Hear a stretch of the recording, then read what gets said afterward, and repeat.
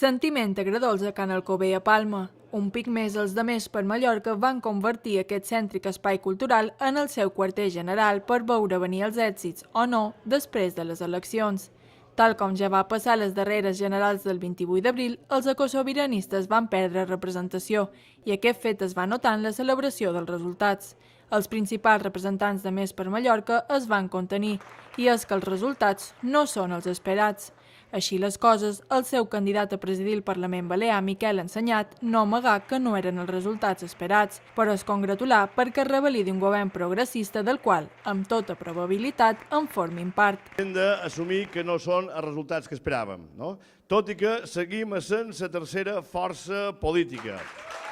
La gran notícia avui vespre és que hi ha una majoria progressista a les principals institucions d'aquesta terra.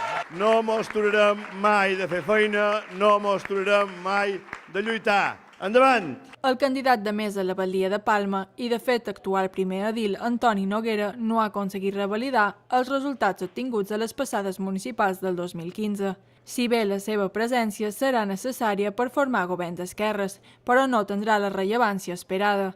Així ho reflectien les seves paraules, i és que Noguera no amagava tampoc ni el cansament ni la decepció pels resultats obtinguts.